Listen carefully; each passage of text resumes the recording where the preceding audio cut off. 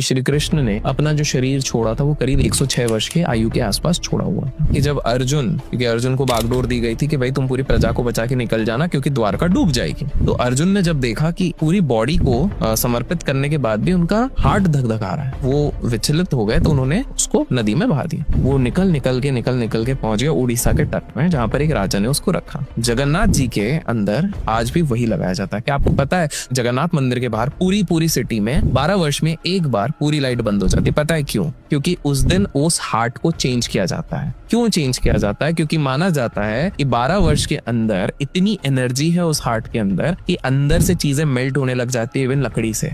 और जिन पंडित लोगों ने उसको टच किया तो बोले धकधकाते हुए जैसा दिखता है। तो माता सीता क्यों देनी पड़ी उनको अग्नि परीक्षा? तो पहले भाई समझो, जब एक आम धोबी वाले ने भी अगर कहा कि भाई हमें बिलीव नहीं है, इनको अग्नि परीक्षा देनी पड़ेगी, जैसे ही श्री राम ने कहा कि चलो जो भी हो सीता तुम अब जाओ, क्रोध में बोला, तो लक्ष्मण जी बड़े विचलित हो गए। बोले अरे यार कैसे हो सकता है, आप कैसे हस्बैंड हो? उनने पलट के ऐसे जैसे बोलना शुरू किया, तो राम जी ने ऐसा किया। और भाइयों के बीच में वो जो कनेक्शन होता है, नॉन वर्बल कम्युनिकेशन, उतने में लक्ष्मण जी समझ गए, अच्छा भैया इज प्लेइंग अ लीला। सीता जी उनको भी पता था, गारंटी था वापस आ जाएंगी, वो गई। और जब वो जा रही है तो पूरी प्रजा बात करी, नहीं यार वो इतना कर रही है, मतलब शी इज राइट। एक बार में पूरी प्रजा की कन्विक्शन जीत ली, तो वो राजा बन रहे हैं, वो प्रजा को बिलीफ के साथ रखना चाहते थे। भोलेनाथ जी की सबसे बढ़िया बात थी जो लोगों को सीखना चाहिए, उन्होंने पार्वती जी के अलावा किसी और स्त्री को उस नजर से आज तक नहीं देखा। जब हम डमरू बोलते हैं, शिव जी डमरू बजाते हैं, डमरू किसके लिए बजाया जाता है? बंदर के लिए। वो हमारे मन के लिए। हमारा मन एक बंदर की तरह है, उछलता रहता है इधर से उधर, इधर से उधर, इधर से उधर। वो डमरू होता है जो एक माइंड को स्टेबल करता है। शिव जी वो तक बता रहे हैं कि आज पूरी दुनिया बोलती है ध्यान करो ध्यान करो।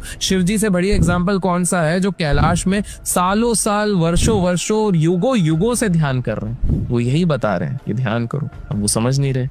अर्जुन की जो मेंशनिंग है वेद व्यास जी के महाभारत में, पहले जब वो महाभारत लड़ रहे थे, हम लोग काफी यंग दिखाते हैं, वो महाभारत में करीब 60s 70s के थे। और अगर हम भीष्म पितामह की बात करें तो वो अबव 100 थे उस समय पे, लेकिन वो सब पे भारी पड़ रहे थे। अब आप बोलोगे कि भाई इतने पावरफुल कैसे हो रहे हैं? भीष्म पितामह ने आजीवन शादी न करने की प्रतिज्ञा ली थी, तो टेक्निकली उन्होंने लिया था ब्रह्मचार्य, ना मदिरा का सेवन, क्लीन ऑक्सीजन जो आजकल नहीं मिल रहा है, clean water, dense nutritional food, proper exercise every day, रोज बैटल की प्रैक्टिस। तो क्यों नहीं रहेंगे वो हॉस्टल? तो जीना ही है फिर तो।